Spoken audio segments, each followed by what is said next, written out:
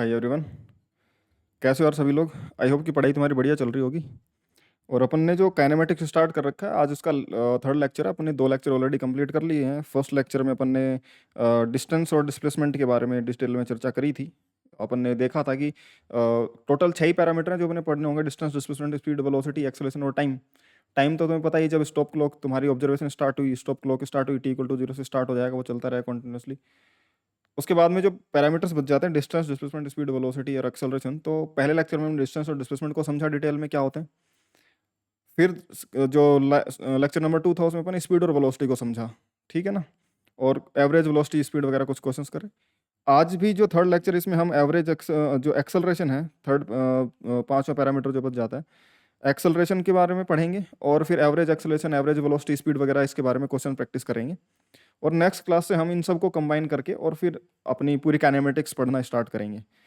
उससे पहले हमें इन सब चीज़ों को समझना जरूरी था कि एक्सेलरेशन कैसे काम करता है, डिस्टेंस, डिस्प्लेसमेंट क्या चीज़ें होती हैं, क्योंकि हमें प्रॉपर डेफिनेशन अगर चीज़ों की पता हो, उनके बारे में डिटेलिंग पता हो, तो हम आगे की जो काइनेमेटिक्स होगी वो बहुत आसानी से पढ़ पाएंगे, आसानी से उन्हें समझ पाएंगे। हम जब भी कुछ कर रहे होंगे, कुछ लिख रहे होंगे, कुछ कैलकुलेट करेंगे, तो समझ में आ रहा होगा कि यार हम कर क्या रहे हैं। अदरवाइज तो चैप्टर खत्म हो जाता है और आधी बार तो ये समझ में नहीं आता क्वेश्चन में निकालना क्या था, कैसे निकालना था, ये चीज़ कैसे कैलकुलेट होगी, है ना। तो खैर हमने वो चीज़ें डिस्कस कर ली हैं, और आज एक्सेलेरेशन और एवरेज स्पीड वगैरह, वेलोसिटी वगैरह पे और क्वेश्चन कर लेंगे। तो यार अगर तुम्हें लेक्चर्स पसंद आ रहे हो तो चैनल को सब्सक्राइब कर देना, है ना, और वीडियोस को लाइक कर दिया करो। टेलीग्राम चैनल पे ज्वाइन कर लेना जा करके, वहाँ पे सारी क्लासेस की अपडेट्स वगैरह और लेक्चर्स वगैरह के नोट्स वगैरह सब मिल जाते हैं वहाँ पे। कोई क्वायरी हो और प्रिपरेशन से रिलेटेड किसी भी तरीके की या गाइडेंस वगैरह की रिक्वायरमेंट हो, तो तुम अपने व्हाट्सअप से मैसेज कर सकते हो मुझे। 76968369222 ये मेरा व्हाट्सअप नंबर है। डाउट्स वगैरह के लिए तुम्हें पता है कि अगर पढ़ने से ही सब कुछ होता तो कुछ ऐसा कुछ वो नहीं था कि क्लासेस तो सभी कर लेते हैं, लेकिन डाउट्स रिजोल्व होना, जो तुमने पढ़ाई करी है, तुमने क्वेश्चंस करे हैं, उसके डाउट्स रिजोल्व होना वो ज़्यादा जरूरी है। तो अपना डाउट ग्रुप है भाई, वहाँ पे 24/7 बच्चे अपने आपस में डाउट डिस्कस करते रहते हैं। मैं भी बीच में समय मिलता है तो लाइव उसमें आंसर कर देता हूँ। और 10:30 PM पे तो लाइव तुम्हें पता ही है, मैं डेली आता हूँ और डाउट डिस्कस करता हूँ बच्चों के साथ में डायरेक्टली, ठीक है। तो ये सब कुछ फ्री है यार, और अगर अच्छा लग रहा हो तो अपने फ्रेंड्स के साथ में शेयर करना, ठीक है। अपन अभी स्टार्ट करते हैं ना, आज का लेक्चर स्टार्ट करते हैं काइनेमेटिक्स का। और उसमें लेक्चर नंबर 3, जिसमें हम एक्सेलरेशन के बारे में पढ़ेंगे। किसके बारे में पढ़ेंगे? एक्सेलरेशन के बारे में। हम एक्सेलरेशन को समझ लेते हैं पहले, फिर हम एक्सेलरेशन, वेलोसिटी और स्पीड इन सब के एक साथ कंबाइन क्वेश्चन कर लेंगे, ठीक है ना। एक्सेलरेशन क्या है?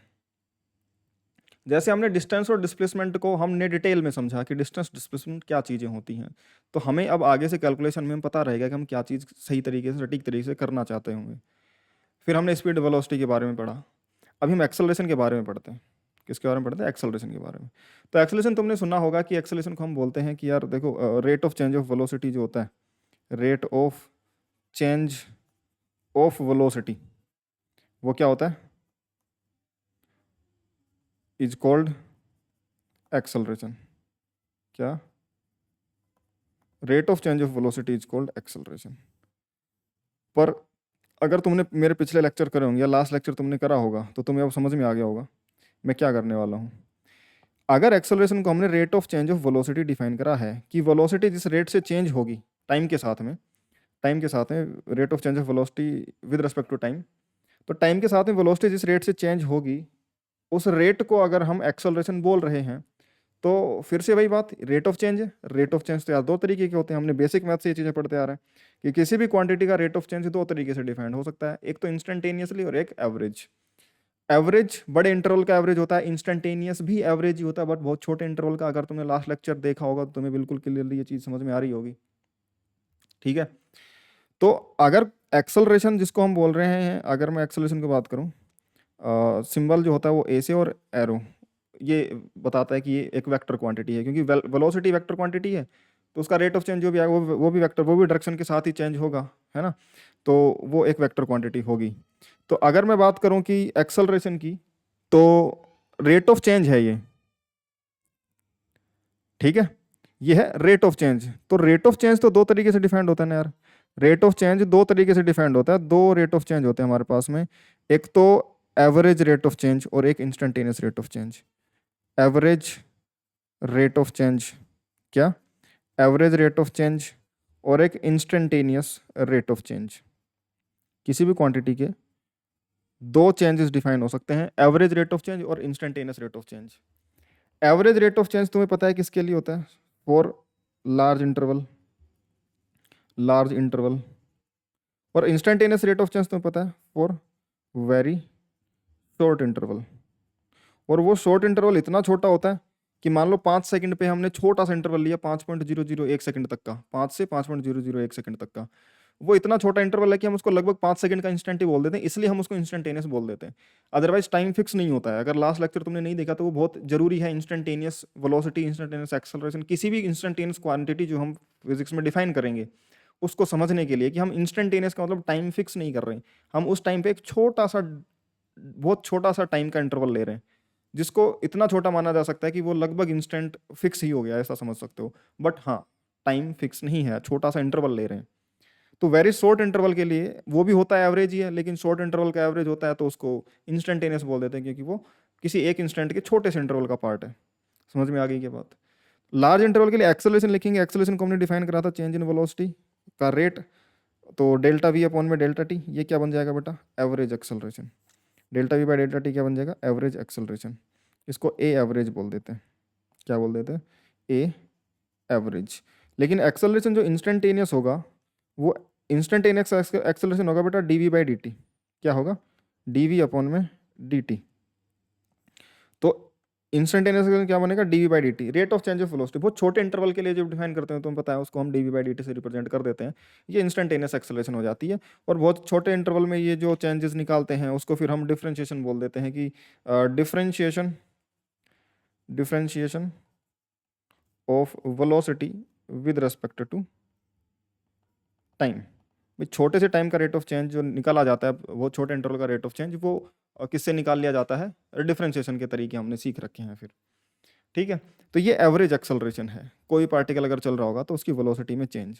जैसे कि एग्जांपल से समझते हैं कि कोई पार्टिकल इधर चल रहा था, कोई पार्टिकल इधर चल रहा था और फिर वो इधर की तरफ घूम गया। समझ में आई बात? मान लो वो ए से बी में गया और बी से वो सी पे गया। वो पहले राइट में चल रहा था, फिर लेफ्ट में, वो नीचे की तरफ आ गया, ऐसा समझ लो। तो ये इनिशियल वेलोसिटी वेक्टर है उसका, ये फाइनल वेलोसिटी वेक्टर है। मान लो वो सेम स्पीड से चल रहा था इधर और इधर।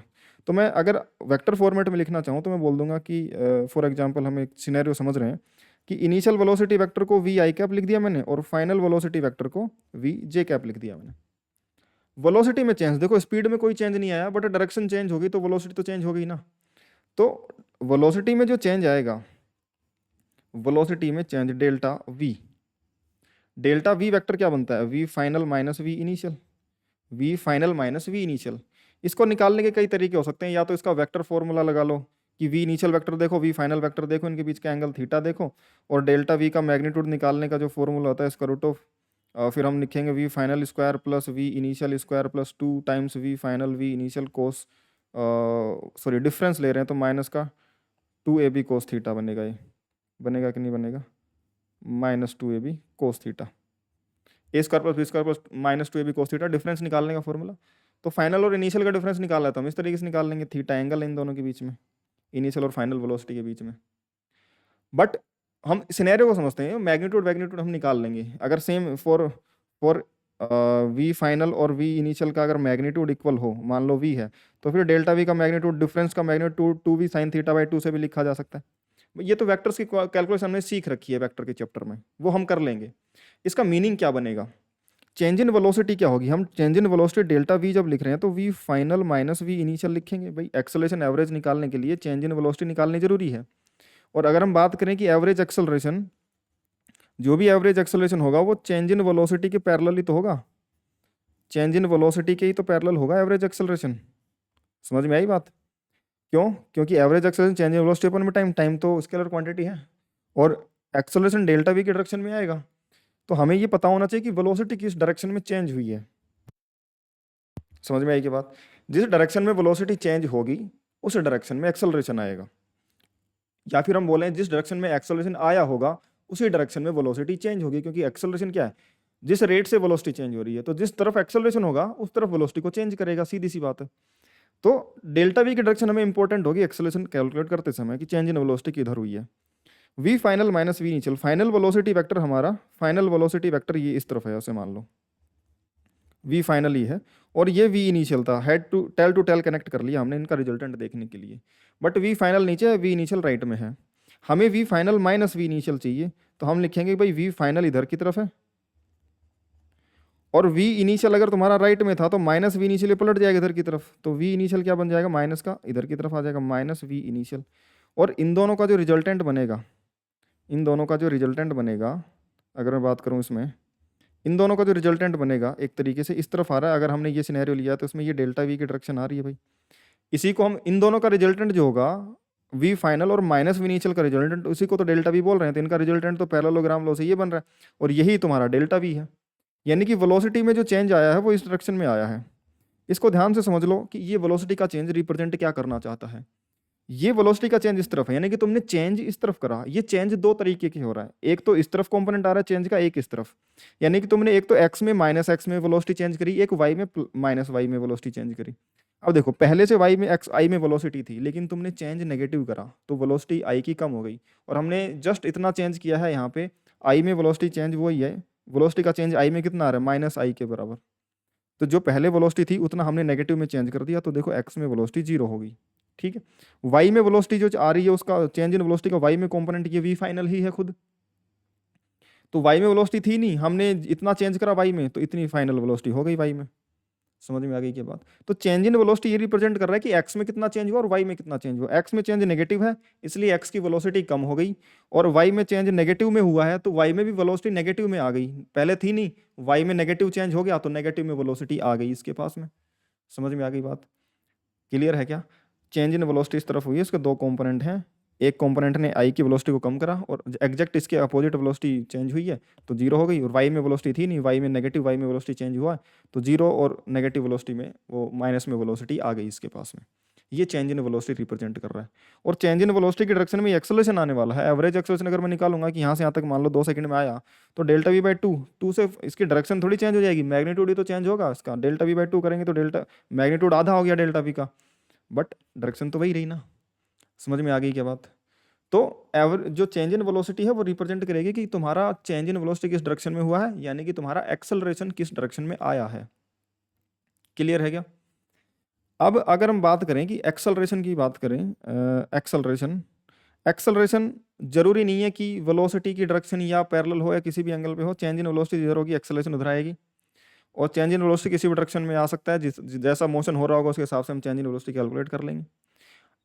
एक्सेलरेशन आता किस वजह से है, तुमने थोड़ा बहुत भी अगर याद हो, तुमने थोड़ा बहुत भी, एक्सेलरेशन किसकी वजह से आता है, acceleration force equal to mass into acceleration होता है, तो एक्सेलरेशन आता है फोर्स की वजह से, ध्यान से सुनो, एक्सेलरेशन जो होता है वो फोर्स बटे मास की वजह से आता है।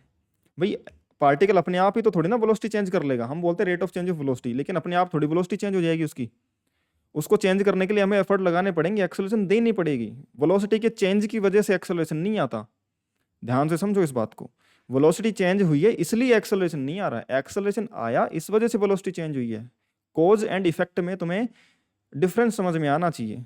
यहां पे क्या है कि force applied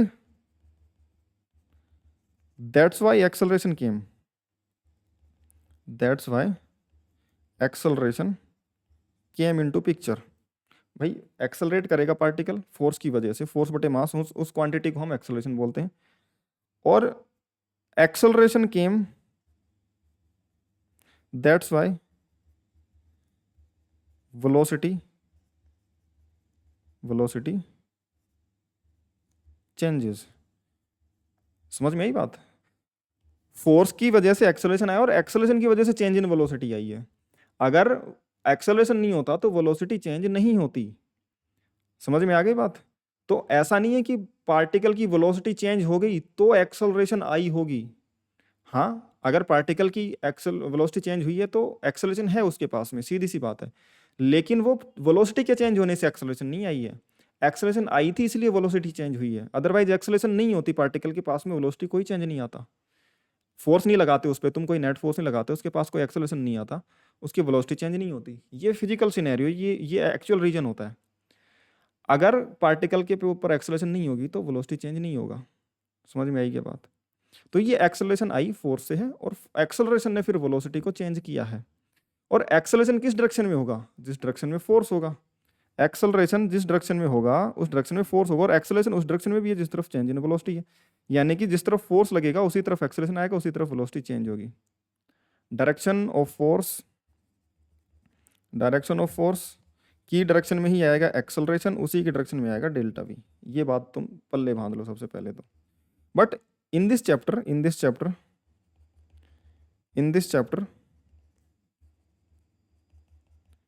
we will be studying only kinematics parameters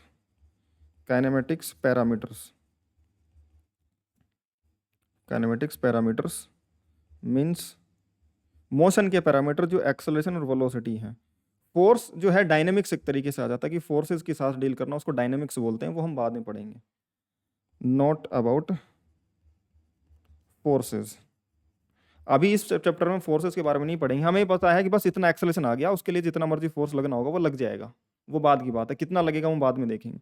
but इतनी एक्सेलरेशन के लिए जितना फोर्स चाहिए वो लग रहा है। हमें एक्सेलरेशन से मतलब कि इतनी एक्सेलरेशन है। अब वो किस फोर्स से है, कैसे लगा होगा फोर्स, हमें अभी उससे कोई मतलब नहीं, हम बाद में पढ़ेंगे। बट अगर पार्टिकल की वेलोसिटी चेंज हो रही है, उस पर फोर्स लग रहा होगा, उसकी एक्सेलरेशन है। अब एक्सेलरेशन और वेलोसिटीज की आपस के रिलेशन हम समझेंगे, बस समझ में आई क्या बात। तो एक्सेलरेशन आई तो वेलोसिटी आई। एक्सेलरेशन किस डायरेक्शन में होगा? किसी भी डायरेक्शन में हो सकता है। जिस भी डायरेक्शन में एक्सेलरेशन आएगा उसी डायरेक्शन में वेलोसिटी चेंज हो जाएगी, सिंपल सी बात है। या फिर हम बोलेंगे अगर वेलोसिटी चेंज हुई है तो जिस डायरेक्शन में चेंज हुई है उस डायरेक्शन में एक्सेलरेशन रही होगी, तभी वो उस डायरेक्शन में वेलोसिटी चेंज हुई है। समझ में आई क्या बात। ये बहुत छोटी छोटी बातें हैं, लेकिन अगर ये तुम्हें लिंक कर जाती हैं और दिमाग में सेटल डाउन हो जाती है ना ये वाली बातें, तो तुम अलग तरीके से फिजिक्स को देखना स्टार्ट कर दोगे, अलग तरीके से क्वेश्चंस को देखना स्टार्ट कर दोगे, तुम्हारी अप्रोच बिल्कुल डिफरेंट होगी। समझ में आई क्या बात। अब ध्यान से सुनो कि अब हम वापस एक्सेलरेशन पे आते हैं कि कोई भी पार्टिकल है, कोई पार्टिकल किसी भी कर्व पाथ पे चल रहा है, मान लो कोई भी पार्टिकल है, कोई भी कर्व पाथ पे चल रहा है, ऐसे लाइन नहीं बन रही है, हाँ ये कर्व पाथ पे चल रहा है। पार्टिकल जब भी चलेगा, मान लो इस तरफ था तो वो इस तरफ जाना चाह रहा होगा, बट उसको पकड़ के घुमा दिया गया होगा वेलोसिटी को, तो वो इस तरफ हो गया, अब इस तरफ जा रहा है। फिर से उसको पकड़ के घुमा दिया होगा तो फिर वो घूम के ऐसे आ जाएगा, फिर वो इधर जाना चाहता है। भाई पार्टिकल तो जैसा है वैसे सीधा चलना चाहता है, तुम एक्सेलरेशन दे करके या फोर्स दे करके उसकी वेलोसिटी की डायरेक्शन चेंज करोगे। और हम ये अभी फोर्सेस को डील नहीं करेंगे, हम सिर्फ एक्सेलरेशन को समझेंगे कि एक्सेलरेशन तुम दोगे तो वेलोसिटी चेंज होगी, तो फिर से तुमने कोई एक्सेलरेशन दिया होगा, वेलोसिटी चेंज करी होगी। अब मैं जब भी एक्सेलरेशन बता रहा हूँ इधर की तरफ, क्यों? क्योंकि वेलोसिटी का चेंज इधर की तरफ है, वेलोसिटी इधर की तरफ घूम रही है। समझ में आई क्या बात। जिधर की तरफ चेंज इन वेलोसिटी आई थी, वेलोसिटी इधर से इधर वेलोसिटी थी इनिशियली, चेंज इन वेलोसिटी हमने इधर करा, देखो इसकी तरफ घूम गई वेलोसिटी। जिधर चेंज इन वेलोसिटी आएगी, जिधर एक्सेलरेशन आएगी, वो वेलोसिटी वेक्टर को उधर की तरफ घुमाने की कोशिश करेगा। अब पार्टिकल की वेलोसिटी भी इधर ही है, एक्सेलरेशन की इधर ही है, तो वो घुमाएगा नहीं, वो बस उसको दौड़ाएगा। अदरवाइज अगर एक्सेलरेशन और वेलोसिटी में कोई डिफरेंस एंगल हुआ तो वो चाहेगा वेलोसिटी को कि एंगल उसकी तरफ आ जाए वेलोसिटी घूम के, क्योंकि एक्सेलरेशन जिधर होगा वेलोसिटी में चेंज उधर इधर की तरफ चेंज करना चाहेगा, तो फाइनली इधर की तरफ आएगी वेलोसिटी, ऑब्वियस सी बात है, इधर की तरफ घूमना चाहेगी। तो एक्सेलरेशन वेलोसिटी को अपनी डायरेक्शन में करना चाहता है। पार्टिकल इस इंस्टेंट पे सीधा जाना चाहता है, लेकिन उसको इस पॉइंट पे देखें तो वो इस तरफ वेलोसिटी कर रहा है, मतलब इसको घुमाया, इसकी वेलोसिटी की डायरेक्शन को घुमाया गया होगा। फिर यहाँ पे देखा तो वो इस तरफ मूव कर रहा होगा, यानी वो घुमाया होगा, फिर से घुमाया गया होगा। तो कॉन्टिन्यूसली कोई भी कर्व पाथ पे अगर कोई पार्टिकल चल रहा है तो वो कॉन्स्टेंट वेलोसिटी से नहीं चल रहा है, क्योंकि वेलोसिटी की डायरेक्शन चेंज हो रही है। और वेलोसिटी की डायरेक्शन चेंज हो रही है तो एक्सेलरेशन चाहिए होगा, यानी कि बिना किसी एक्सेलरेशन के पार्टिकल कर्व पाथ में नहीं चल सकता, सीधे में चल सकता है कांस्टेंट वेलोसिटी से। समझ में आई क्या बात।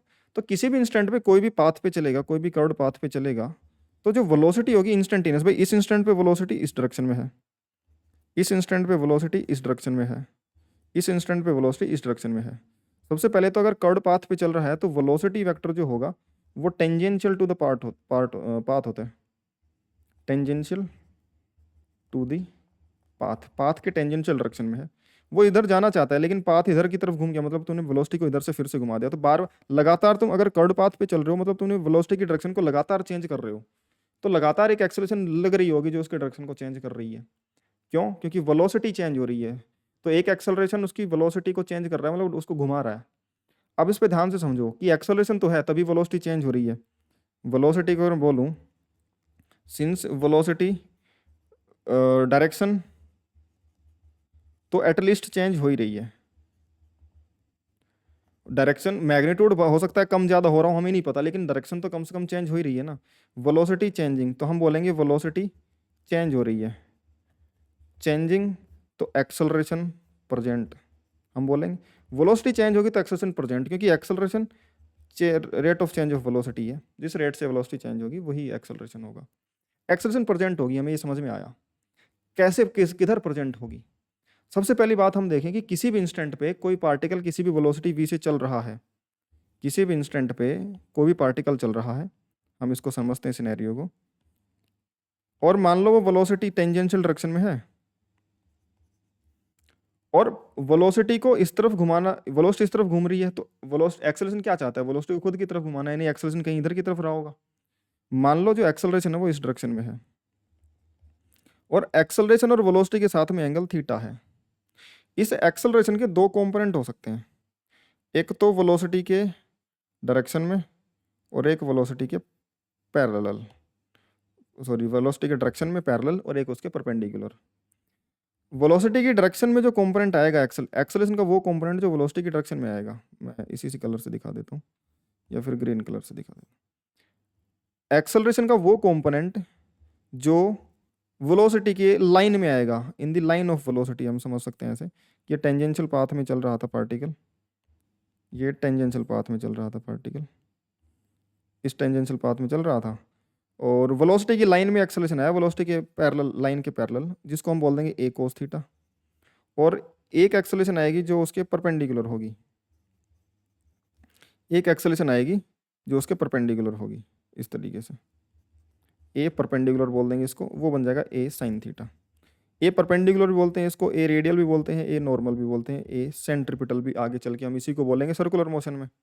ये है रेडियल एक्सेलरेशन, रेडियल एक्सेलरेशन में ACCLN लिख देता हूँ मैं जल्दीबाजी में शॉर्ट फॉर्म में, तो वो एक्सेलरेशन समझना उसको, ठीक है। इसको नॉर्मल एक्सेलरेशन भी बोल देते हैं, क्या बोल देते हैं? नॉर्मल एक्सेलरेशन भी उसी को बोल देते हैं, जो वेलोसिटी के परपेंडिकुलर होती है ना वो एक्सेलरेशन, उसको, और सेंट्रिपिटल एक्सेलरेशन भी बोल देते हैं, सेंट्रिपिटल एक्सेलरेशन आगे चल के हम इसको बोलेंगे सर्कुलर मोशन में, यही बनेगी। बट एक्सेलरेशन का वो कंपोनेंट जो वेलोसिटी के परपेंडिकुलर है, और एक एक्सेलरेशन का वो कंपोनेंट आएगा जो वेलोसिटी की डायरेक्शन में आएगा। क्लियर है? अच्छा, जो एक्सेलरेशन वेलोसिटी की डायरेक्शन में आएगा, वो तो वेलोसिटी तो टेंजेंशियल डायरेक्शन में होगी, टेंजेंशियल डायरेक्शन में होगी ना, तो इस एक्सेलरेशन को टेंजेंशियल एक्सेलरेशन AT भी बोल देते हैं। क्या बोल देते हैं इसको? Tangential acceleration, tangential acceleration. समझ में आई क्या बात? तो एक्सेलरेशन के दो कंपोनेंट, एक तो डायरेक्शन में हो सकता है, एक परपेंडिकुलर हो सकता है। ध्यान से सुनना, अब ये दो तरीके की एक्सेलरेशन हम डिफाइन कर रहे हैं, वेलोसिटी की डायरेक्शन में, उसके परपेंडिकुलर। वेलोसिटी और एक्सेलरेशन में रिलेशन समझो।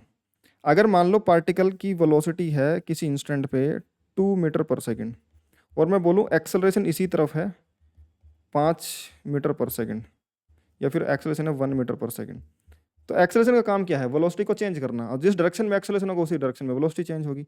अब एक्सेलरेशन तो इस डायरेक्शन में है, तो वेलोसिटी इसी डायरेक्शन में, चेंज इन वेलोसिटी इसी डायरेक्शन में, तो देखो जो भी होगा एक्सेलरेशन, वो मैं बोलूँ कि एक्सेलरेशन जो भी होगा वो डेल्टा V अपॉन में डेल्टा T होगा। तो delta V change in velocity जो भी आएगी वो एक्सेलरेशन इनटू टाइम होगी, और चेंज इन वेलोसिटी को लिख देंगे final velocity minus initial velocity equal to A into delta T, या फिर मैं बोलूँ इसको चेंज इन वेलोसिटी बोल दूँ। तो जो फाइनल वेलोसिटी होगी वो इनिशियल वेलोसिटी में चेंज इन वेलोसिटी ऐड करने पर आएगी, डेल्टा V ऐड करने पर, डेल्टा V ऐड करने पर, यानी कि इनिशियल वेलोसिटी में जब तुम A into delta T add कर दोगे, ये A एवरेज एक्सेलरेशन है। कौन सी एक्सेलरेशन है ये? एवरेज। हमेशा ये फॉर्मूला वैलिड नहीं है, ये एवरेज एक्सेलरेशन वाली सिनेरियो की बात कर रहे हैं। और जब कांस्टेंट वैल्यूज होती हैं तो हमें पता है एवरेज उतना का उतना ही होता है। तो एवरेज एक्सेलरेशन किसी इंस्टेंट, मान लो पार्टिकल कांस्टेंट एक्सेलरेशन 1 मीटर पर सेकंड इस तरफ है, तो देखो जिस तरफ एक्सेलरेशन होगी उसी तरफ वेलोसिटी चेंज ऐड होगी। अगर एक्सेलरेशन y में है तो उधर की j कैप में ऐड होगी, अगर i कैप में है तो i कैप में ऐड होगी। अब देखो इस तरफ एक्सेलरेशन है तो वो इसी तरफ ऐड होगी, वेलोसिटी में इसी तरफ ऐड होगी। एक सेकंड बाद में देखूंगा मैं, अगर ये t इक्वल टू 0 पे पार्टिकल 2 मीटर पर सेकंड से चल रहा था, तो एक सेकंड बाद में वो वेलोसिटी कितनी ऐड हो जाएगी उसमें? a इंटू टाइम, a की वैल्यू है 1 और टाइम 1 सेकंड, तो 1 से ऐड हो जाएगी, यानी कि एक सेकंड बाद में वेलोसिटी को 1 से बढ़ा देगा। कितना बन जाएगा? 3 मीटर पर सेकंड। फिर एक सेकंड बाद में देखूंगा तो कितना, 2 सेकंड पे जाके देखूंगा 1 सेकंड बाद में हर 1 सेकंड 1 से बढ़ाएगा, उसका मतलब यही है कि भाई एक्सेलरेशन जो है मीटर पर सेकंड स्क्वायर में क्यों होता है? एक्सेलरेशन मीटर पर सेकंड होता है कि हर सेकंड कितनी मीटर पर सेकंड से चेंज कर देगा, हर सेकंड कितने मीटर पर सेकंड, और मीटर पर सेकंड वेलोसिटी यानी कि हर सेकंड कितनी वेलोसिटी चेंज कर देगा, भाई एक्सेलरेशन है। हर सेकंड अगर डायरेक्शन में है वेलोसिटी की तो हर सेकंड बढ़ाता रहेगा, अपोजिट है तो कम करता रहेगा। तो ये क्या करेगा भाई, 2 सेकंड बाद में अगर मैं देखूंगा तो ये 4 मीटर पर सेकंड हो जाएगी, और अगर मैं 3 सेकंड पे देख रहा हूँ तो 1 सेकंड बाद में और बढ़ जाएगी 1 से, तो ये 5 मीटर पर सेकंड। ये तो ये काम हो गया, और ये केस 1 है ना। केस 2 क्या हो सकता है? केस 2 ये हो सकता है कि पार्टिकल मान लो 2 मीटर पर सेकंड से चला, 2 मीटर पर सेकंड से चला टी इक्वल टू 0 पे, और एक्सेलरेशन जो है वो इस तरफ है, एक्सेलरेशन 1 मीटर पर सेकंड स्क्वायर, लेकिन पीछे की तरफ है, नेगेटिव एक तरीके से, डायरेक्शन अपोजिट है, हम राइट के डायरेक्शन को पॉजिटिव मान लेते हैं, लेफ्ट में नेगेटिव हो गया। तो 2 मीटर पर सेकंड वेलोसिटी है, एक्सेलरेशन पीछे की तरफ, यानी कि अब ये एक्सेलरेशन क्या होगा, जिस तरफ एक्सेलरेशन उस तरफ वेलोसिटी चेंज करेगा, अब ये इधर की तरफ चेंज करेगा, इधर की तरफ वेलोसिटी ऐड करेगा। 1 सेकंड बाद में अगर मैं वेलोसिटी देखूंगा पार्टिकल की, मान लो इधर तरफ जा रहा है, 1 सेकंड बाद में वेलोसिटी कितनी बच जाएगी, 2 में से 1 कम कर देगा, भाई इधर 2 थी, उसने 1 इधर ऐड करा, यानी कि वेक्टर एडिशन होगा, 2 में इधर की तरफ ऐड यानी कि -1 ऐड करा, यानी कि वेलोसिटी कितनी बच जाएगी, सिर्फ 1 मीटर पर सेकंड बची रह जाएगी। और 2 सेकंड पे जाके देखूंगा तो 2 सेकंड पे तो वेलोसिटी 0 ही हो जाएगी। क्यों? क्योंकि ये 1 - 1 1 थी, 1 और कम हो गई 0। 2 सेकंड पे तो पार्टिकल ही रुक जाएगा। फिर 2 सेकंड पे ये पार्टिकल रेस्ट में था, वेलोसिटी 0 थी। अगले सेकंड देखूंगा तो 3 सेकंड पे इधर की तरफ एक और ऐड कर देगा, तो अब इधर की तरफ 1 मीटर पर सेकंड से आ जाएगा। 4 सेकंड पे अगर मैं देखूंगा तो एक इधर और ऐड हो जाएगा, फिर ये 2 मीटर पर सेकंड इधर की तरफ चला जाएगा, और अब ये हमेशा के लिए एक्सेलरेशन इधर की तरफ चला गया। एक्सेलरेशन जब वेलोसिटी की डायरेक्शन में थी तो अपनी डायरेक्शन में उसको बढ़ा रही थी। समझ में आई क्या बात? जब अपोजिट थी एक्सेलरेशन तो देखो उसकी स्पीड पहले उसने कम करी, फिर जैसे ही वो पलट के आया पार्टिकल, अब इसकी वेलोसिटी भी इस तरफ होगी, और एक्सेलरेशन भी इस तरफ होगी। और जब एक्सेलरेशन उसकी तरफ थी तो अब उसको इस जिस डायरेक्शन में वेलोसिटी एक्सेलरेशन है उसी डायरेक्शन में बढ़ाता जा रहा है। तो एक्चुअल में एक्सेलरेशन इस तरफ थी ना, तो हमेशा इस तरफ ही ऐड करेगा, हमेशा इस तरफ ऐड करेगा। अगर वेलोसिटी इस तरफ है तो पहले उसको कम करेगा, फिर इधर की तरफ ला करके उसको इधर की तरफ बढ़ाता जाएगा। पहले उसने कम करा, 0 करा, अब इस तरफ 1 2 3 4 ऐसे चलता जाएगा, 1 2 3 4 5 6 लेफ्ट की डायरेक्शन वेलोसिटी अब उसकी बढ़ती रहेगी। नेगेटिव में बोलें तो नेगेटिव में बढ़ती रहेगी। समझ में आ गई क्या बात? बट जब तक वो अपोजिट था, वेलोसिटी इधर थी और एक्सेस इधर था, तब तक उसका मैग्नीट्यूड कम कर रहा था। फिर जब वो पैरेलल हुए तो वो मैग्नीट्यूड बढ़ाना स्टार्ट कर देगा।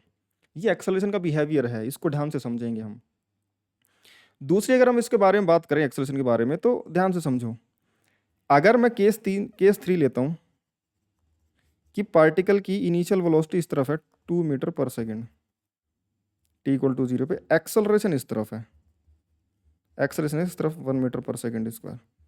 अगर एक्सेलरेशन इस तरफ है तो वो वेलोसिटी में चेंज इस तरफ करेगा, इस तरफ कोई चेंज नहीं करेगा, इस तरफ कोई चेंज नहीं करेगा, मतलब इस तरफ की वेलोसिटी कांस्टेंट है। यही तो बात है, एक्सेलरेशन डेल्टा वी के पैरेलल है, यानी कि डेल्टा वी एक्सेलरेशन के पैरेलल, एक ही बात है। चेंज इन वेलोसिटी एक्सेलरेशन के डायरेक्शन में आएगी। एक्सेलरेशन अगर इस तरफ है तो चेंज इन वेलोसिटी इस तरफ होगी, इस तरफ कोई चेंज नहीं होगा वेलोसिटी में। यही तो मतलब हुआ ना। हम बोलेंगे कि जो डेल्टा वी होगा वो पैरेलल होगा एक्सेलरेशन के, तो velocity will change in the direction of acceleration, ये बोल सकते हैं। अगर ऐसा है तो फिर हम बोलेंगे कि 1 सेकंड बाद में t इक्वल टू 0 पे देखा, t इक्वल टू 0 पे पार्टिकल 2 मीटर पर सेकंड से इधर चल रहा है। t इक्वल टू 1 सेकंड पे देखूंगा ना, तो t इक्वल टू 1 सेकंड पे अगर देखूंगा तो पार्टिकल की ये वेलोसिटी तो ऐसे की ऐसे रही 2 मीटर पर सेकंड, क्योंकि हमें पता है कि इस डायरेक्शन में तो कोई चेंज नहीं होना, जो है वैसा वैसे चेंज इस डायरेक्शन में होना है, क्योंकि एक्सेलरेशन इस डायरेक्शन में है। इस डायरेक्शन में चेंज होना है तो देखो इस तरफ 1 सेकंड बाद में कितने से चेंज कर देगा, वो 1 से चेंज कर देगा, तो 1 सेकंड बाद 1 मीटर पर सेकंड हो जाएगी। अब इस 1 मीटर सेकंड बाद में 1 मीटर पर सेकंड होने का मतलब ध्यान से समझना, ये भी समझना कि ऐसा नहीं हुआ कि t इक्वल टू 0 से और 0.9 सेकंड तक तो ये ऐसे ही चल रहा था, जैसे ही 1 सेकंड पूरा होने वाला एकदम से 1 ऐड कर दिया, ऐसे नहीं हुआ। अगर ये 1 सेकंड में अगर ये 1 सेकंड में 1 मीटर पर सेकंड से वेलोसिटी इधर बढ़ा रहा है, तो आधे सेकंड में कितनी बढ़ा दी होगी इसने, आधा मीटर पर सेकंड से बढ़ा दी होगी इसने। 1/4 सेकंड में कितनी बढ़ा दी होगी, 1/4 मीटर पर सेकंड बढ़ा दी होगी। यानी अगर मैं सिनेरियो लिखूं कि t इक्वल टू 0 पे पार्टिकल इधर की तरफ है 2 मीटर पर सेकंड से, तो 1 सेकंड बाद में वो 1 से बढ़ाएगा ना, तो आधे सेकंड में आधे से बढ़ाएगा, 1/4 में 1/4 से बढ़ाएगा, क्योंकि यूनिफॉर्म एक्सेलरेशन कांस्टेंट है, इसकी वैल्यू कांस्टेंट है। तो हम बोल सकते हैं कि अगर 1 सेकंड में 1 मीटर पर सेकंड बढ़ा रहा है तो आधे सेकंड में आधा मीटर पर सेकंड, और 1/4 सेकंड में 1/4 मीटर पर सेकंड बढ़ाएगा। तो अगर मैं सिनेरियो समझूं तो हुआ क्या है, t = 0 पे ये था, t = 1/4 पे ये हुआ होगा कि ये 1 की वेलोसिटी तो 1 मीटर पर सेकंड कितनी थी 2, वो तो x की तो इतनी रही 2 मीटर पर सेकंड, लेकिन इस तरफ कितनी ऐड हो गई 1/4 मीटर पर सेकंड। फिर ये आगे मतलब कि इधर की तरफ वेलोसिटी आ गई अब y में, तो वो x में चलने के साथ साथ अब y में भी चलेगा, तो वैसे घूमता हुआ सा चलेगा, क्यों, क्योंकि एक्सेलरेशन इधर है, वो वेलोसिटी को हमेशा चाहेगी कि उसकी तरफ घूमती जाए और चाहेगा कि वो पैरेलल हो जाए, लेकिन पैरेलल हो नहीं पाए, क्योंकि ये वाला कंपोनेंट जीरो नहीं हो पाएगा, क्योंकि पैरेलल होने के लिए तो सिर्फ y में होनी चाहिए वेलोसिटी, x में नहीं होनी चाहिए, x में वेलोसिटी को चेंज नहीं कर सकता ये वाली एक्सेलरेशन, तो ये वाली वेलोसिटी तो ऐसे कैसे रहेगी, तो ये इस तरफ से चलता रहेगा, पार्टिकल एक तरीके से इस तरफ ऐसे चलेगा। पार्टिकल का पाथ देखूं तो ये कुछ इस तरीके से इसको चलाना स्टार्ट कर देगा पार्टिकल को, ठीक है, ये 1/4 सेकंड पे हुआ। अब अगर मैं देखूंगा तो अगला देख, तो यहाँ पे चल लो कि ये t = ½ सेकंड पे क्या हुआ होगा, t = ½ सेकंड से फिर से वही बात कि x की वेलोसिटी तो वही रहेगी 2 मीटर पर सेकंड, इधर चेंज ही नहीं हो सकता था, इधर की तरफ चेंज हो जाएगा, और आधे सेकंड में वो कितनी बढ़ा देगा, आधा मीटर पर सेकंड से बढ़ा देगा। भाई 1 सेकंड में 1 मीटर पर सेकंड बढ़ा रहा है, तो आधे सेकंड में आधा मीटर पर सेकंड बढ़ाएगा। फिर मैं अगर बोलूंगा कि ऐसे चलते चलते टोटल 1 सेकंड हो गया, अब 1 सेकंड हो गया, तो 1 सेकंड में इधर की वेलोसिटी तो फिर से वही रही 2 मीटर पर सेकंड, लेकिन इधर की तरफ वेलोसिटी आ गई अब कितनी, इधर की तरफ 1 मीटर पर सेकंड हो गई अब। तो ध्यान से देखो, धीरे धीरे हो क्या रहा है कि इधर की वेलोसिटी बढ़ती जा रही है, क्योंकि एक्सेलरेशन इधर है, तो इधर की तरफ चेंज करेगा तो इधर की वेलोसिटी बढ़ती जाएगी, इधर कोई चेंज नहीं करेगा एक्स में, तो एक्स की वेलोसिटी पे कोई फर्क नहीं पड़ेगा। क्लियर है क्या? अब ये पार्टिकल इस तरीके से घूमता हुआ जाएगा, और फाइनली देखो यहाँ पे वेलोसिटी इस तरफ थी, एक्सेलरेशन इस तरफ थी, तो एंगल 90 डिग्री था। फिर थोड़ी देर बाद में ये आया तो नेट वेलोसिटी इस तरफ हुई, एक्सेलरेशन के साथ में देखो एंगल कम हुआ, फिर और वेलोसिटी इधर की तरफ आ गई तो देखो एक्सेलरेशन के साथ में और कम हुआ, फिर और तेज, क्योंकि y का कंपोनेंट बढ़ता जा रहा है तो नेट वेलोसिटी y की तरफ झुकती जाएगी, वेक्टर में कोई एक कंपोनेंट बढ़ता जाएगा तो रिजल्टेंट उसकी तरफ झुकता जाएगा, जितना ज़्यादा बड़ा होगा उतना ज़्यादा झुकेगा। तो ये वेलोसिटी बढ़ी तो देखो एक्सेलरेशन इधर इस तरफ है, एक्सेलरेशन के साथ में नेट वेलोसिटी का एंगल और कम हो गया, तो वेलोसिटी को अपनी डायरेक्शन में घुमाना चाहता है acceleration always try to take the velocity in its direction ये बेसिक मीनिंग्स हैं, है ना। एक्सेलरेशन हमेशा चाहता है कि वेलोसिटी उसकी डायरेक्शन में हो जाए और उसके हिसाब से जो भी चेंजेस करने पड़ेंगे उसको वो करेगा। समझ में आ गई क्या बात? अब देखो ध्यान से सुनो, हम जो पढ़ रहे थे ना वो ये पढ़ रहे थे कि हमने पैरेलल और वो देखा, परपेंडिकुलर एक्सेलरेशन जब थी ना, परपेंडिकुलर एक्सेलरेशन ये वाली, तो इसने डायरेक्शन को चेंज किया, डायरेक्शन को चेंज करने का काम इसने किया।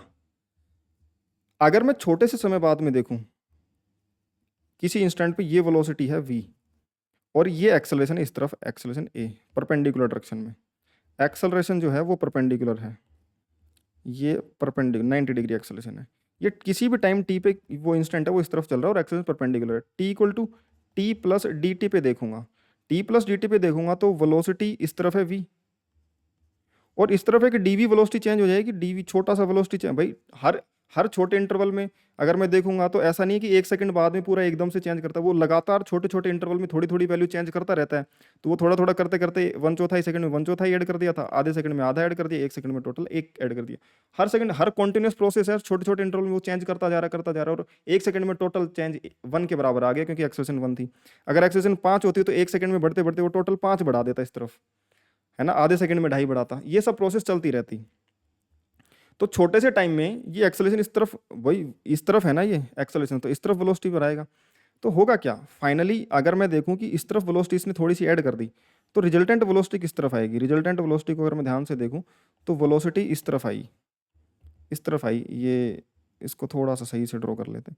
छोटे से टाइम इंटरवल बाद में देखा तो वेलोसिटी को इसने इस तरफ कर दिया, ये वी फाइनल हुआ छोटे से टाइम के बाद में। समझ में आई क्या बात? ये वी इनिशियल था, इस तरफ वेलोसिटी रोटेट कर दी। लेकिन अब क्या होगा, अब इनिशियली जब वेलोसिटी पर एक्सेलरेशन परपेंडिकुलर थी तो उसने थोड़ा सा इस तरफ वेलोसिटी चेंज करी और वो डायरेक्शन में घूम गया। अब इस इंस्टेंट पे क्या होगा, वेलोसिटी इस तरफ एक्सेलरेशन इस तरफ, अब 90 डिग्री नहीं है। तो अगर मैं फिर से क्या करूं, फिर से एक्सेलरेशन को फिर से घुमा देता हूं कि जो वेलोसिटी आई ना इस तरफ, छोटे समय बाद में जो वेलोसिटी आई इस तरफ, मैं इस वेलोसिटी के परपेंडिकुलर एक्शन फिर से कर देता हूँ, मैं एक्सेलरेशन को फिर से इसके परपेंडिकुलर कर देता हूँ। जितना जितना ये वेलोसिटी घूमी उतनी मैं एक्सेलरेशन को भी घुमा देता हूँ इस तरफ। अब मैं फिर से इस तरफ ले आया, अब एक्सेलरेशन फिर से मैंने परपेंडिकुलर कर दी। अब क्या करेगा अगले इंटरवल पे, अगले छोटे से इंटरवल पे क्या करेगा, वेलोसिटी को, ये इस तरफ वेलोसिटी थी, अब इस बार क्या करेगा एक्सेलरेशन जिस परपेंडिकुलर डायरेक्शन में, इस परपेंडिकुलर डायरेक्शन में, तो इधर की तरफ क्या कर देगा वो छोटी सी एक्सेलरेशन ऐड कर देगा, dv, छोटी सी वेलोसिटी चेंज कर देगा।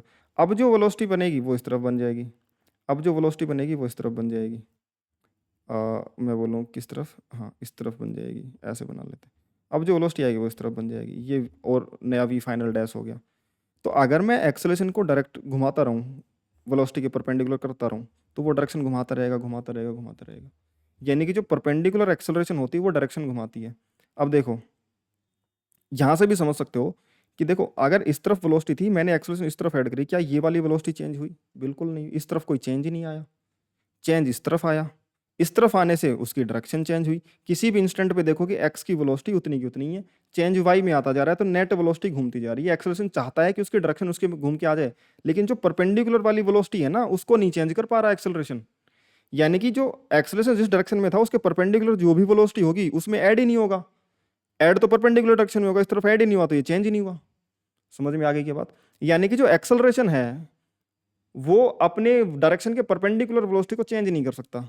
या फिर मैं बोलूं कि एक्सेलरेशन का वो कंपोनेंट जो वेलोसिटी के परपेंडिकुलर है, एक्सेलरेशन का वो कंपोनेंट जो वेलोसिटी के परपेंडिकुलर है, ये वाला कंपोनेंट इसकी मैग्नीट्यूड को चेंज नहीं कर सकता। समझ में आई क्या बात? इसको बढ़ा या घटा नहीं सकता। कौन बढ़ाएगा? जो उसके डायरेक्शन में होगा तो वो उसको ऐड करके बढ़ा देगा, अगर अपोजिट होगा तो वो घटा देगा।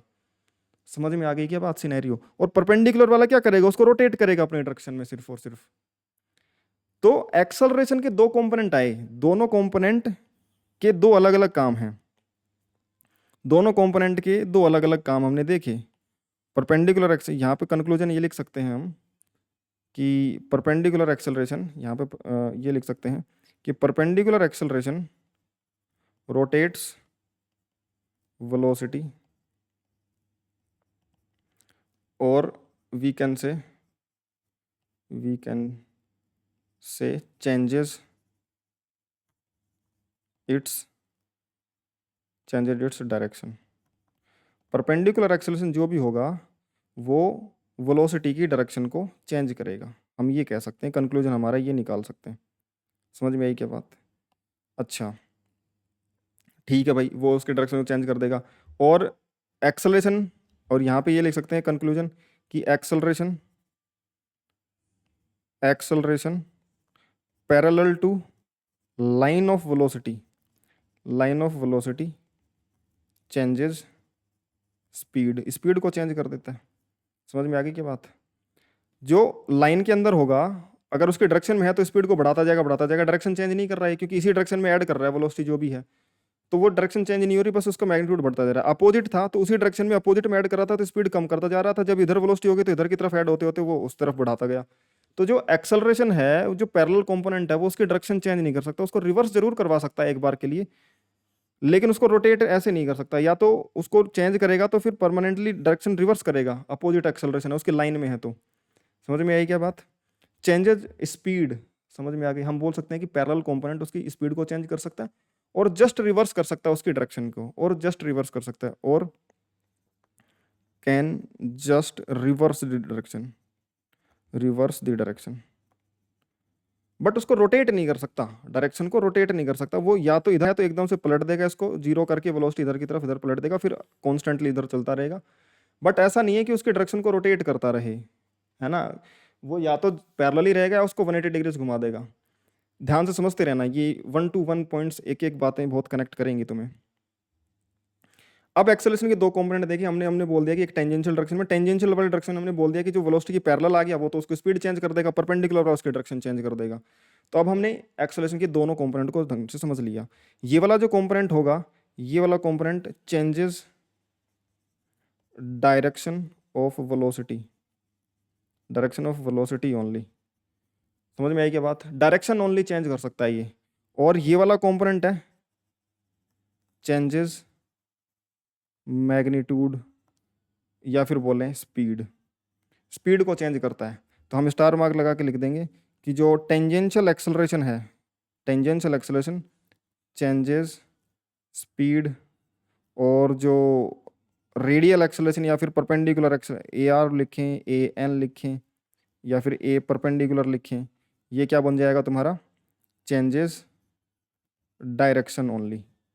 समझ में आ गई बात। अगर कोई कंपोनेंट एक्सेलरेशन का वेलोसिटी के डायरेक्शन में नहीं है तो उसकी स्पीड चेंज नहीं हो सकती, ठीक है ना, ये वाली बात है। नेट एक्सेलरेशन देखेंगे तो देखो इसमें ध्यान से देखो, ये एक तरीके से ये पैरेललोग्राम लो ही बनेगा, पैरेललोग्राम बनेगा एक तरीके से। तो नेट एक्सेलरेशन ये जो भी है, ये नेट एक्सेलरेशन दोनों का स्क्वायर का एडिशन हो जाएगा, ए t square plus a are का स्क्वायर रूट। भाई इसके दो कंपोनेंट करें ना, ये और ये, तो इन दोनों का स्क्वायर करके ऐड करूंगा तो ये तो बनेगा ए t square plus a r square, ठीक है ना। इस पैरेललोग्राम का डायगोनल, ये साइड ए है, ए टी है और ये ए आर है, तो ये ए आर ये ए टी, ये डायगोनल बन गया root a t square plus a r square. समझ में आ गई क्या बात। दूसरा सीन ये हो सकता था कि जो पार्टिकल है वो अगर इस तरीके से चल रहा है, ऑब्वियस सी बात है इस तरफ वेलोसिटी घूम रही है, मैं अब बता सकता हूँ कि परपेंडिकुलर कंपोनेंट किस तरफ आएगा। अगर पार्टिकल इस तरफ घूम रही है तो डायरेक्शन चेंज करने वाला एक्सेलरेशन परपेंडिकुलर इस तरफ होगा, है ना। तो परपेंडिकुलर कंपोनेंट इस तरफ है, अगर स्पीड बढ़ रही होगी तो टेंजेंशियल वाला इस तरफ होगा, नेट एक्सेलरेशन इधर। अगर स्पीड घट रही होगी तो वो टेंजेंशियल वाला पीछे की तरफ होगा, तो परपेंडिकुलर इधर, टेंजेंशियल इधर, वो इस तरफ। समझ में आ गई क्या बात। तो अगर मैं मान लो कि किसी पॉइंट पे उसकी पार्टिकल की वेलोसिटी इस तरफ है और हमने फोर्स जो लगाया यानी कि एक्सेलरेशन लगाया वो इस तरफ लगा दिया एक्सेलरेशन, इस एक्सेलरेशन के वापस से दो कंपोनेंट हो सकते हैं, एक तो परपेंडिकुलर डायरेक्शन में, एक तो परपेंडिकुलर डायरेक्शन में ए परपेंडिकुलर इस तरफ आएगा तभी तो वेलोसिटी की डायरेक्शन को इस तरफ रोटेट कर रहा है, देखो वैसे घूमती जा रही है वेलोसिटी ऐसे ऐसे। और एक कंपोनेंट जो है वो अपोजिट डायरेक्शन में है, एक कंपोनेंट ए टेंजेंशियल उसके अपोजिट डायरेक्शन में है। तो इस केस में बोलेंगे particle slows down, slows down. और इस केस में हम बोल देंगे पार्टिकल एक्सेलरेट, क्योंकि टेंजेंशियल एक्सेलरेशन वेलोसिटी की डायरेक्शन में हो। Particle speeds up, speeds up. समझ में आ गई क्या बात। तो दो सिनेरियोज हो सकते हैं। और अगर सर्कुलर मोशन की अगर हम बात करेंगे, जो परफेक्ट एग्जांपल है परपेंडिकुलर एक्सेलरेशन का, circular motion, uniform circular motion, uniform circular motion जो होगा उसके अंदर देखो पार्टिकल की स्पीड किसी भी इंस्टेंट पे है वो सेम ही है, और पार्टिकल की स्पीड अगर चेंज नहीं हो रही मतलब कि टेंजेंशियल एक्सेलरेशन नहीं रही होगी किसी भी इंस्टेंट पे, अगर वो होती तो फिर वो चेंज कर देती। समझ में आ गई ये बात। तो इसके पास सिर्फ और सिर्फ परपेंडिकुलर एक्सेलरेशन है, यहाँ पे भी, यहाँ पे भी और यहाँ पे भी। समझ में आ गई क्या बात। और वो परपेंडिकुलर एक्शन किसकी तरफ होती है, सेंटर की तरफ होती है, क्योंकि perpendicular tangent velocity tangential direction में होगी, एक्सेलरेशन के परपेंडिकुलर होनी चाहिए तभी जाकर वेलोसिटी की डायरेक्शन चेंज कर देगी। और परपेंडिकुलर क्या होता है, रेडियस, रेडियस सेंटर को जाके कट करता है, यानी कि जो सेंट्रीपिटल एक्सेलरेशन जिसको बोलते हैं वो सेंटर की तरफ होती है। समझ में आ गई क्या बात। इसलिए वो सेंटर की तरफ होती है, और क्योंकि वो टेंजेंट के परपेंडिकुलर होती है और वेलोसिटी टेंजेंशियल होती है, और परपेंडिकुलर रेडियस होती है जो सेंटर की तरफ होती है। समझ में आ गई क्या बात। Uniform circular motion tangential acceleration zero है, सिर्फ और सिर्फ सेंट्रीपिटल एक्सेलरेशन है। अब अगर एक्सेलरेशन के बारे में ध्यान से चर्चा करें तो मैं कुछ एक क्वेश्चन पूछता हूं तुमसे, तुम्हें उसका आंसर देना है। Which of the following is correct, which of the following are correct, which of the following are correct. ठीक है, सबसे पहले मैं ये बता ही देता हूँ कि टेंजेंशियल और रेडियल एक्सेलरेशन ये है चेंजेस स्पीड, इसको rate of change of speed बोल देते हैं, rate of change of speed. समझ में आ गई बात, क्या हो जाती है टेंजेंशियल एक्सेलरेशन। और ये rate of change of direction, rate of change of direction, जिस रेट से डायरेक्शन चेंज हो रही होती है वो रेडियल एक्सेलरेशन की वजह से। Which of the following are correct में पहला ऑप्शन देख रखा है मैंने कि जो एक्सेलरेशन है वो डी वी वैक्टर अपॉन में डी टी के बराबर है।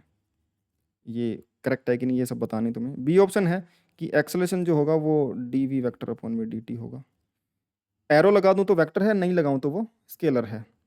सी ऑप्शन पूछ रखा है तुमसे कि जो एक्सेलरेशन होगा वो डी वी वैक्टर का मैग्नीट्यूड अपॉन में डी टी होगा। डी है एक्सेलरेशन, वो d we vector by D t का मैग्नीट्यूड होगा।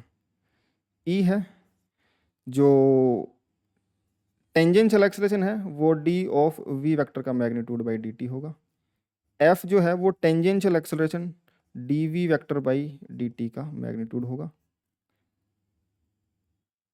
पांचवें, सॉरी हाँ, जी नंबर का ऑप्शन है कि जो रेडियल एक्सेलरेशन है ए आर, वो d r, d we vector, d v cap upon में डी टी का मैग्नीट्यूड होगा।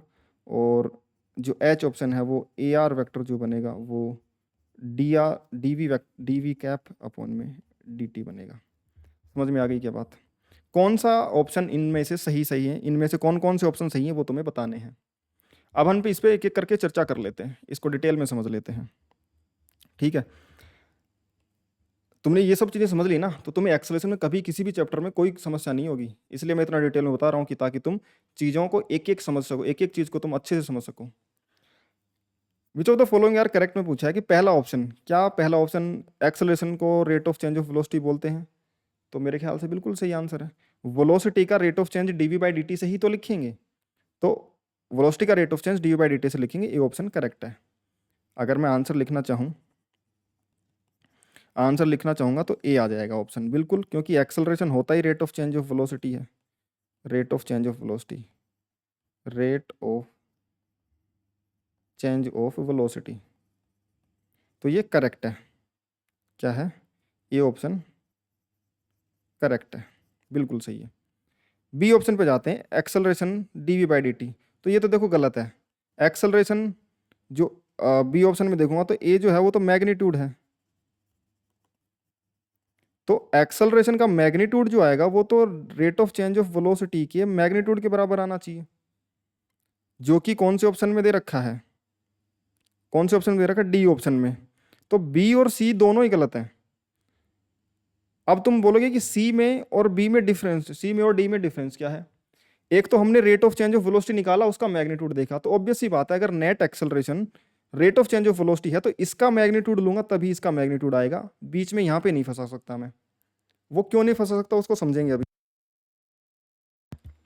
बट ये समझो कि जो ये एक्सेलरेशन होगा ना, उसका मैग्नीट्यूड, अगर इधर की तरफ मैग्नीट्यूड ले रहे हो, एरो हटा रहे हो, तो ये ही मैग्नीट्यूड इसके बराबर होगा, ये मैग्नीट्यूड इधर की तरफ होगा।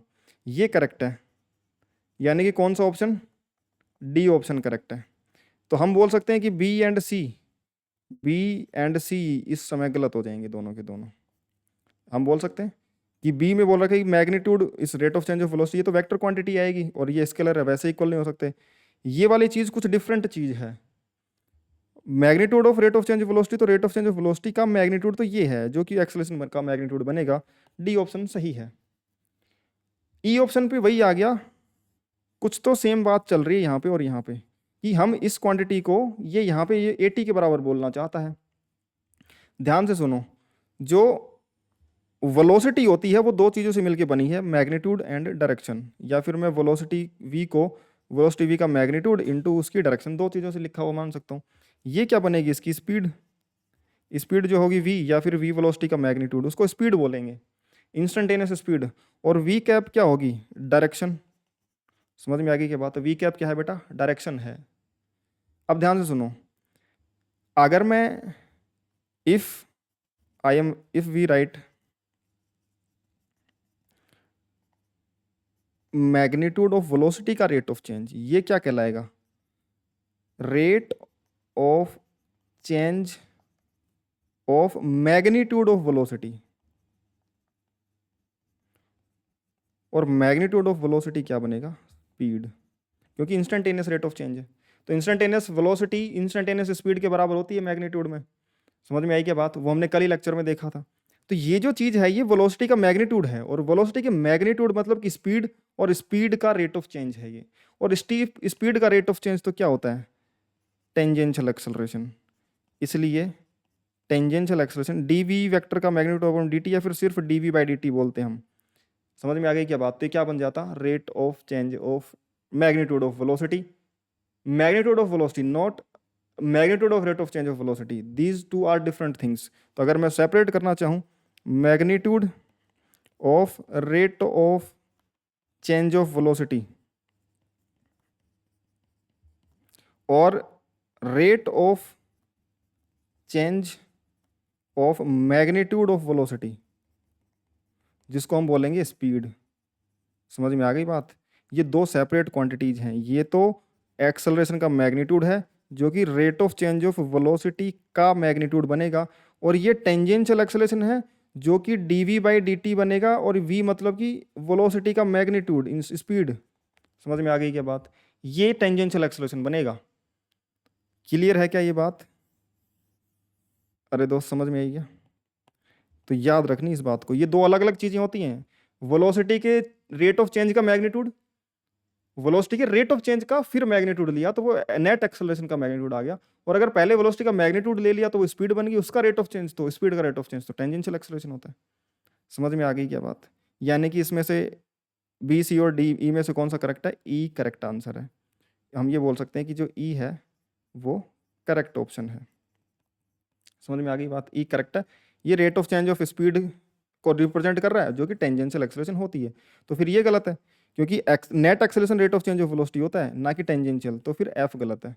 ई करेक्ट है और एफ रॉन्ग है। यहाँ से ये भी पता चला ई करेक्ट है और एफ रॉन्ग है, हमें ये भी पता चला, एंड एफ रॉन्ग। ठीक, तो हम टिक लगाते जाते हैं। ए करेक्ट था अपना, बी गलत था, सी गलत था, डी करेक्ट था, ई करेक्ट था, एफ कर इनकरेक्ट है। दूसरा दूसरा अगर हम बात करें जी और एच में, वेलोसिटी का रेट ऑफ चेंज, उसकी डायरेक्शन का रेट ऑफ चेंज कौन सी एक्सेलरेशन होगी? Radial acceleration. ऑब्वियस सी बात है, rate of change of direction of velocity, direction of velocity, ये क्या होती है बेटा? Radial acceleration. क्या होती है? Radial acceleration. तो ये बिल्कुल सही है, यानी कि ये सही है बिल्कुल। वेलोसिटी का चेंज वी कैप क्या है? वेलोसिटी का डायरेक्शन, और उसका rate of change radial acceleration. और उसके वेलोसिटी का रेट ऑफ चेंज जो हो रहा है उसका जो मैग्नीट्यूड है, वेलोसिटी के रेट ऑफ चेंज का, सॉरी वेलोसिटी की डायरेक्शन के रेट ऑफ चेंज का मैग्नीट्यूड रेडियल एक्सेलरेशन का मैग्नीट्यूड आएगा। ये बिल्कुल सही बात है भाई। इसी का मैग्नीट्यूड, इसका मैग्नीट्यूड लेंगे तो, अगर इस पूरे का मैग्नीट्यूड लेंगे तो इसका भी मैग्नीट्यूड, इसका मैग्नीट्यूड को सिंपल ए आर लिखा जा सकता है। यानी कि जी और एच ये सही है। क्या हुआ बेटा? जी और एच पूरे सही है। तो इसमें से जो करेक्ट आंसर होंगे वो कौन कौन से होंगे? ए, डी, ई, जी, एच, ये सारे के सारे करेक्ट आंसर्स हैं। क्लियर है क्या? आई होप कि अब तुम्हें इन क्वेश्चंस को करने के बाद में, इस क्वेश्चन को करने के बाद में तुम्हें एक्सेलरेशन वेलोसिटी के ऊपर जो रिलेशन है उसके बारे में और डिटेल में तुम्हें चीज़ें पता चली होंगी। ये है एक्सेलरेशन के बारे में डिटेल्ड जानकारी। तुम्हें इससे ज़्यादा एक्सेलरेशन के बारे में अभी जानने की जरूरत बिल्कुल भी नहीं है, और आगे भी इससे ज़्यादा तुम नहीं जानोगे, कम से कम मतलब कि सर्कुलर मोशन से पहले तो नहीं। उस सर्कुलर मोशन में इसके बारे में थोड़ी सी और डिटेल में जानकारी लेंगे, बट जो भी वहाँ पे पढ़ोगे वो ऑलरेडी हम पढ़ चुके हैं। एक्सेलरेशन की पूरी डिटेलिंग हम पढ़ चुके हैं, डायरेक्शन कैसे चेंज होती है, वेलोसिटी कैसे, मैग्नीट्यूड कैसे चेंज होगा। समझ में आ गई क्या बात? अब हम उस पर क्वेश्चंस कर लेते हैं जो हमने पढ़ा, एवरेज वेलोसिटी, एवरेज एक्सेलरेशन। हमारे पास मान लो एक पार्टिकल है, हमारे पास एक पार्टिकल है, और अगर मैं बोलूँ कि वो पॉइंट ए से चलकर, वो पॉइंट ए से चला, सर्कल में घूम रहा है मान लो, रिवॉल्विंग इन सर्कल, और वो स्पीड से चला, यूनिफॉर्म स्पीड, वी जो है वो यूनिफॉर्म है, यूनिफॉर्म स्पीड है। तो अगर वो चल करके ए पॉइंट से, इस ए पॉइंट से चल करके वो बी पे जाता है, और बी से वो जाता है सी पे, तो रेडियस इसकी आर है। रेडियस क्या है बेटा? आर है। तो तुम्हें क्या बताना है? तुम्हें बताना है एवरेज एक्सेलरेशन। तुम्हें क्या बताना है बेटा? एवरेज एक्सेलरेशन का मैग्नीट्यूड, या फिर बोलें सिर्फ एवरेज एक्सेलरेशन बोलें, क्योंकि ये वेक्टर क्वांटिटी है। अगर सिंपल ये रखा हुआ है तो उसका मैग्नीट्यूड ही है उसका मतलब। एवरेज एक्सेलरेशन पहला ए टू बी में, और दूसरा ए टू सी में। सिंपल सिनेरियो समझने की कोशिश करते हैं। सबसे पहले एवरेज एक्सेलरेशन को ध्यान से समझें कि एवरेज एक्सेलरेशन होता क्या है। Average acceleration change in velocity upon में टाइम, चेंज इन वेलोसिटी का मैग्नीट्यूड अपॉन में टाइम करेंगे तो एवरेज एक्सेलरेशन का मैग्नीट्यूड आ जाएगा। ये चेंज इन वेलोसिटी है, magnitude of change in velocity है, ना कि चेंज इन स्पीड। स्पीड तो चेंज जीरो ही है, इसीलिए तो टेंजेंशियल एक्सेलरेशन तो जीरो ही है ना इसका, है ना। हम एवरेज एक्सेलरेशन निकाल रहे हैं। एवरेज एक्सेलरेशन वेलोसिटी में चेंज का रेट होता है, तो हम वेलोसिटी में चेंज निकालेंगे। पहला, अगर हम ए टू बी करना चाहें, अगर हम ए टू बी सिनेरियो देखेंगे कि ए टू बी क्या हो रहा है, तो ध्यान से सुनो। ए टू बी हो क्या रहा है? ए टू बी, हाँ इसमें आ जाओ। ए टू बी अगर हम जाएंगे तो इनिशियली वेलोसिटी इस डायरेक्शन में है और फाइनली वेलोसिटी इस डायरेक्शन में आ गई। मैं इनको ड्रॉ कर लेता हूँ। इनिशियल वेलोसिटी ये v इनिशियल है और ये v फाइनल है, ऐसे ड्रॉ कर लेता हूँ। और दोनों का मैग्नीट्यूड सेम ही है, v और v। हमें जो चेंज इन वेलोसिटी चाहिए वो तो v final minus v initial होगी। या तो मैं देखो देखो इन दोनों के बीच का 90 डिग्री है, तो डेल्टा v का जो मैग्नीट्यूड होगा वो 2v साइन थीटा बाई 2 होगा, क्योंकि इक्वल मैग्नीट्यूड के वेक्टर्स उनका डिफरेंस देखना है। तो 2 into v into sine 90 degree बटे 2, तो साइन 45 रूट 2v आ जाएगा। या फिर मैं अगर उसको समझ के और ग्राफिकली रिप्रेजेंट करके बनाना चाहूँ तो v डेल्टा v जो बनेगा v final minus v initial. तो v फाइनल तो ऐसे की ऐसे, v फाइनल तो ऐसे की ऐसे, और जो v इनिशियल ऊपर की तरफ था वो माइनस v इनिशियल करूंगा तो नीचे की तरफ ये माइनस v इनिशियल। इन दोनों का रिजल्टेंट जो आएगा वो क्या बनेगा बेटा, वो चेंज इन वेलोसिटी बनेगी, इन दोनों का रिजल्टेंट। और इन दोनों का रिजल्टेंट इस डायगोनल के अलोंग आएगा, ये डायगोनल, ये डेल्टा वी वेक्टर बनेगा तुम्हारा पैरेललोग्राम, क्योंकि 90 डिग्री पे थे, डेल्टा वी वेक्टर। और इसका मैग्नीट्यूड देखोगे तो तुम्हें पता है रूट 2v बनेगा, क्योंकि ये भी v है, ये भी v है, और ये भी v बन जाएगा, ये भी v बन जाएगा, इस पैरेललोग्राम में स्क्वायर बनेगा ये। तो ये डेल्टा वी जो बनेगा रूट 2v बन जाएगा। हमें दिख गया डेल्टा वी का जो मैग्नीट्यूड आ रहा है रूट 2v आ रहा है। ग्राफिकली रिप्रेजेंटेशन से बना सकते हैं या फिर हम फॉर्मूला लगा के भी कर सकते हैं, हमारी मर्जी है।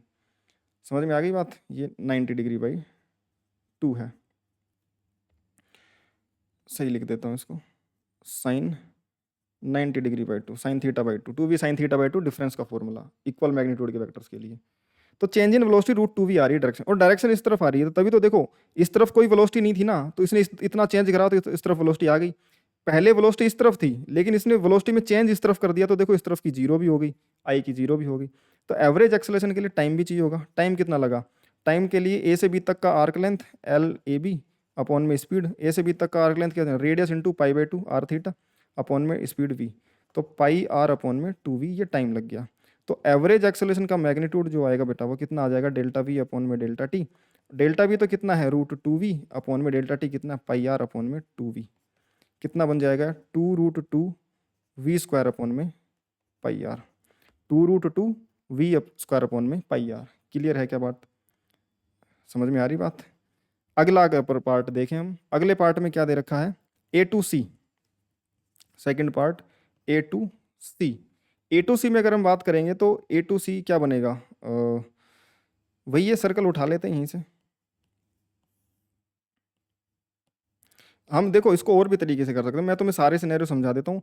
ये मेथड 1 था इसको कैलकुलेट करने का, ये मेथड 2 था चेंज इन वेलोसिटी कैलकुलेट करने का, मेथड 3 भी बता देता हूँ। आई कैप जे कैप बना लो, लेट वी इनिशियल जो है वो वी जे कैप है और वी फाइनल जो है वो माइनस वी आई कैप बन जाएगा। आई कैप जे कैप में ब्रेक कर लो इसको, तो डेल्टा वी वेक्टर क्या बन जाएगा, v final minus v, minus का वी आई कैप और माइनस का वी जे कैप।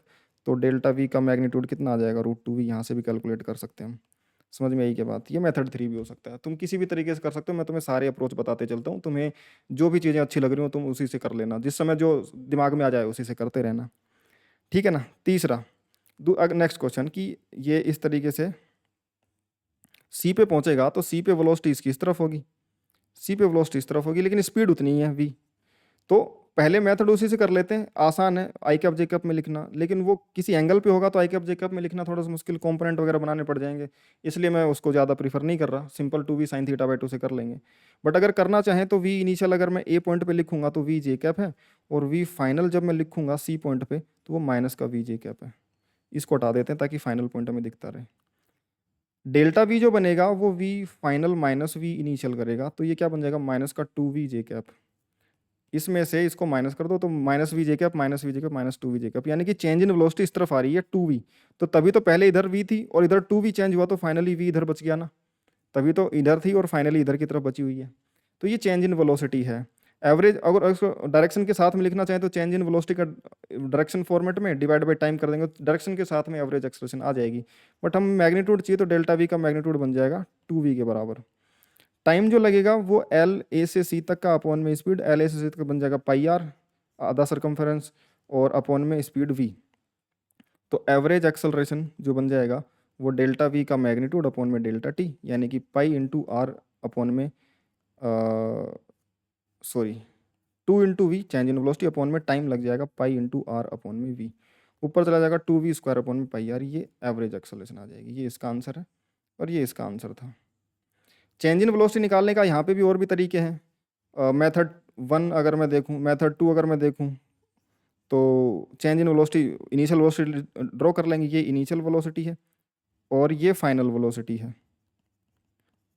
अब चेंज इन वेलोसिटी ड्रॉ करेंगे तो v final minus v initial, तो फाइनल तो ऐसे की ऐसे और v इनिशियल भी इस तरफ ही, माइनस का v इनिशियल, तो दोनों को ऐड करेंगे तो डेल्टा v कितना हो जाएगा, सीधे सीधे ऐड हो जाएगा, 2v बन जाएगा। दोनों के दोनों इधर की तरफ ही आएंगे, v फाइनल भी इधर और माइनस का v इनिशियल भी इधर, और सेम मैग्नीट्यूड के हैं तो दोनों ऐड हो जाएंगे सेम डायरेक्शन में आकर के, इसलिए दोनों के दोनों 2v बन जाएंगे। और इस तरीके से भी तुम कैलकुलेट कर सकते हो।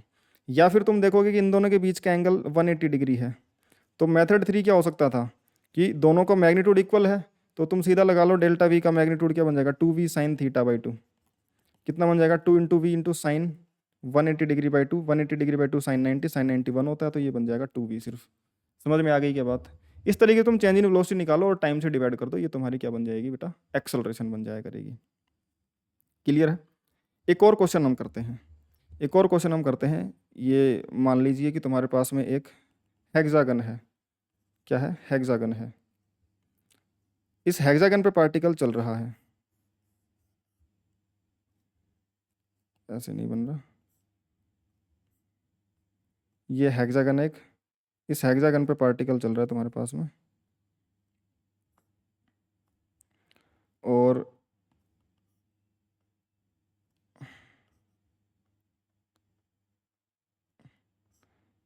ये रेगुलर हेक्सागन है।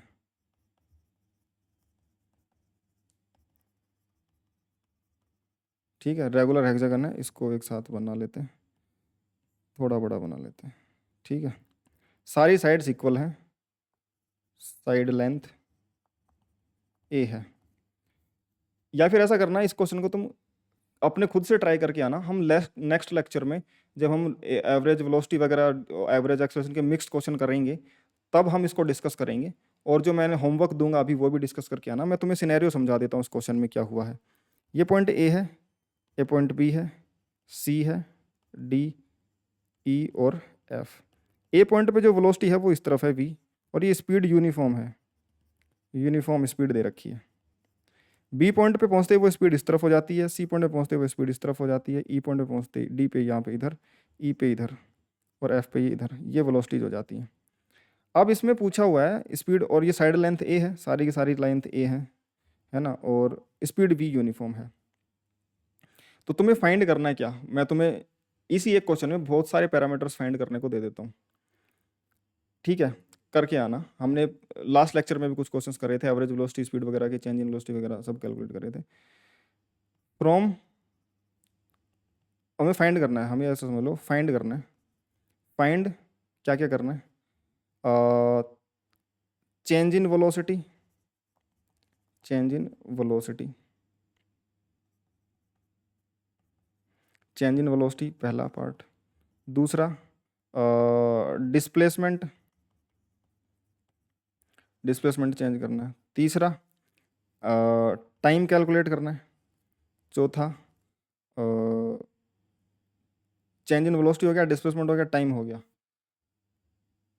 एवरेज वेलोसिटी कैलकुलेट करना है, क्योंकि एवरेज स्पीड तो सेम ही रहेगी, स्पीड कांस्टेंट है, हमें पता है, लास्ट लेक्चर हमने अच्छे से करा हुआ होगा। तो एवरेज वेलोसिटी और एवरेज एक्सेलरेशन, ये सब पैरामीटर्स तुम्हें कैलकुलेट करने हैं। कहाँ कहाँ में, पहला part from A to B, ऐसा समझ लो। और दूसरा पार्ट है, दूसरा पार्ट है फ्रॉम ए टू सी, समझ लो।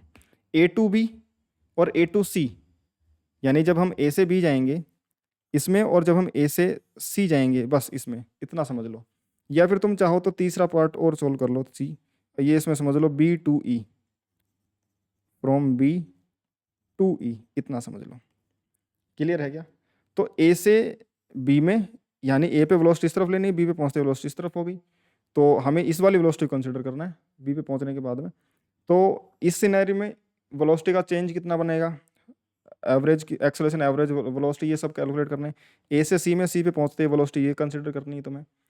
और फिर बी से सी में कि बी पे इधर वेलोसिटी थी, ये पहुंचा, और ई पे पहुंचते वेलोसिटी इधर होगी। तो इस सिनेरियो में तुम्हें total average acceleration, average velocity वगैरह ये सब कैलकुलेट करके लाना है। समझ में आएगी बात? ये सब तुम्हें जो लास्ट लेक्चर थे उसमें एवरेज वेलोसिटी, एवरेज स्पीड, ये सब कैलकुलेट करना सिखाया था। एवरेज एक्सेलरेशन आज सिखा दिया तुम्हें, और ये सब तुम्हें चेंज इन वेलोसिटी और डिस्प्लेसमेंट वगैरह से कैलकुलेट करना पहले से आता है। ठीक है, तो ये क्वेश्चन तुम्हारा आज के लिए होमवर्क है। क्या है बेटा? आज के लिए होमवर्क है ये क्वेश्चन। उसके अलावा एक और होमवर्क मैंने कल दे रखा था, ये होमवर्क भी है। HC इरोडो का क्वेश्चन है, ये भी तुम्हें करके आना है। और ये अब हम नेक्स्ट लेक्चर में पूरा प्रॉपर इसको वाइंड अप कर लेंगे, एवरेज एक्सेलरेशन वेलोसिटी वाले पूरे पैरामीटर्स को। ये इसके डिफरेंट डिफरेंट टाइप के अच्छे अच्छे क्वेश्चंस भी करेंगे, इरोडो जैसे ये क्वेश्चन है, और भी अलग अलग क्वेश्चंस करेंगे अच्छी अच्छी बुक से, और अपने जो खुद के क्वेश्चंस हैं, ये सब तुम्हें करके आना है। ठीक है, उसके साथ में तुम्हें पता है होमवर्क मैंने दे रखा है, ये होमवर्क है तुम्हारे पास में। कोचिंग मटेरियल का तुम्हें खुद से ढूंढ के करना है, एवरेज एक्सेस वगैरह के क्वेश्चंस ढूंढ लेना, उसमें मिल जाएंगे। उसके बाद में जो एग्जांपल्स हैं HCV के, ये क्वेश्चंस करके आ जाने हैं, इरोडो वगैरह के और SBT के। समझ में आ गई बात?